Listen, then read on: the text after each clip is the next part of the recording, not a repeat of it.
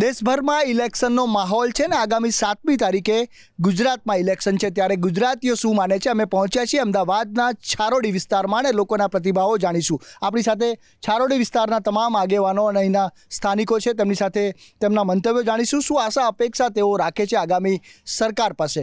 આપની પાસે જાણવા માંગીશ કે કેવી સરકાર આપ ઈચ્છો છો? ઇલેક્શનનો માહોલ છે ત્યારે સરકાર એક નંબર સારી છે। અત્યારે છેલ્લા 10 વર્ષથી સારામાં સારું કામ કરી છે સરકાર, અને હજુ બી છે એનાથી ડબલ વિકાસ થાય। અમિતભાઈ શાહ છે અહીંના સંસદ સભ્ય, નરેન્દ્ર મોદી છે અહીંના આપણા પીએમ, ગુજરાતના આપણા માટે બહુ ગર્વની વાત છે।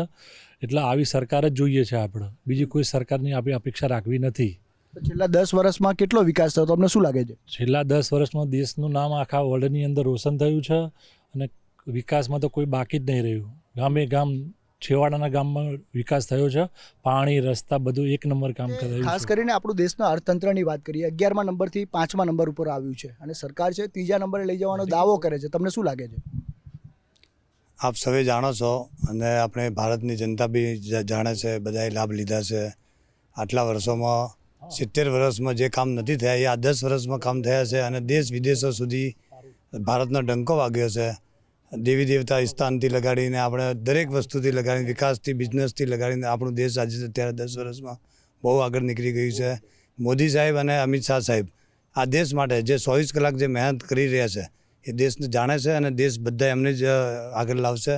અને 3જા નંબર ઉપર, આ 5મા નંબર ઉપર કહો છો ને, 3જા નંબર ઉપર ને 2જા નંબર ઉપર આવે ને એવી સરકાર બનશે।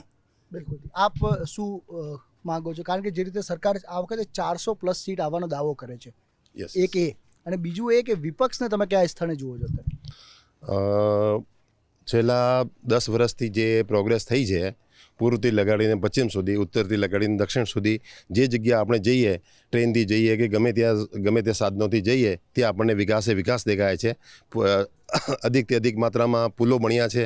આવવા જવાની જે ટ્રાફિકની સમસ્યા હતી એ ગુજરાત અને અમદાવાદમાં દરેક જગ્યા સારી થઈ છે, અને વિકાસની દ્રષ્ટિએ દરેક મેડિકલથી લગાડીને કોઈ પણ ક્ષેત્રમાં આપણે જોઈએ, લોકોને પાણીની સુવિધા બીજી બધી રીતે સારી મળે છે।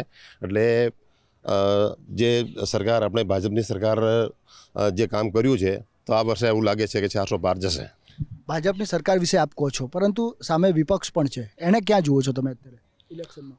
હાલમાં જે દેશને આગળ જે લઈ જઈ રહી છે, તો એ બધી જ્ઞાતિનું બધાનું ધ્યાન રાખીને આગળ વધે છે, તો આપણા માટે વ્યવસ્થિત છે। વિપક્ષ પણ ગઠબંધન કરી રહ્યું છે, તમામ પાર્ટીઓ સાથે છે। શું લાગે છે તમને બીજેપી અને વચ્ચે સંઘર્ષ રહેશે? અત્યારે લાગે છે કે બીજેપીનો 400 પાર જશે। આપણી સાથે એક મહિલા પણ છે। બેન, આપને પૂછવા માંગીશ કે ખાસ કરીને આગામી જે ઇલેક્શન છે, આપ કેવી સરકાર ઈચ્છો છો? આપના મતે, સ્ત્રીઓના મતે કેવી સરકાર બનવી જોઈએ? નરેન્દ્ર મોદીને આવ્યા પછી તો ઘણું બધું સ્ત્રીઓ માટે તો બહુ સરસ છે, કારણ કે એમને આવ્યા પછી સ્ત્રી એકદમ ઇન્ડિપેન્ડલી ફરી શકે છે। એમને આવ્યા પછી અમે શાંતિથી રાત્રે બી ફરી શકીએ છીએ। ઘણો બધો વિકાસ બી છે, જેમ કે આયુષ્માન કાર્ડ છે, એમાં બી અમને ઘણો બધો ફાયદો મળ્યો છે, કારણ કે નોર્મલ જે પબ્લિક છે, જે બિચારી ગરીબ છે, એના માટે તો બહુ સરસ યોજના કરી છે। એટલે અમે તો વોટ ફોર મોદી। આપને પૂછવા માંગીશ કે ખાસ કરીને જે રીતે આપણે અયોધ્યામાં રામ મંદિર જે વર્ષોથી આપણે રાહ જોઈ રહ્યા હતા, તે આ વખતે પ્રાણ પ્રતિષ્ઠા થઈ, અને તે સાથે જે અર્થતંત્ર આપણું જે વેગ બન્યું, અને આગામી સમયમાં આપ કેવી સરકાર ઈચ્છો છો?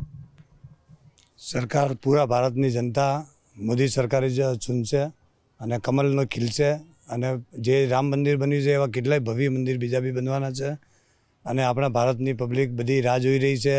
મોદી સાહેબ હવે ફરીથી આવશે, એટલે ઘણો બધો વિકાસ બીજો ફરીથી થવાનો છે, જે આપણે નથી વિચાર્યું એ બધું પબ્લિકને મોદી સાહેબ ફરીથી નવું કંઈક આપશે। બિલકુલ। તમામ જે પ્રજા છે અહીંયા છારોડી વિસ્તારમાં, અમદાવાદના છારોડી વિસ્તારમાં હતા, અને સૌએ પોતપોતાના મંતવ્યો આપ્યા છે। સૌ કોઈ વિકાસ ઝંકે છે, અને આગામી સરકાર તેમનો વધુમાં વધુ વિકાસ કરી શકે, દેશને આગળ વધારી શકે, અર્થતંત્રને વધુ મજબૂત કરે તેવી ઈચ્છા વ્યક્ત કરી છે। કેમેરા પર્સન અંકિત દવે સાથે સંજય જોશી, ગુજરાત ફર્સ્ટ, અમદાવાદ।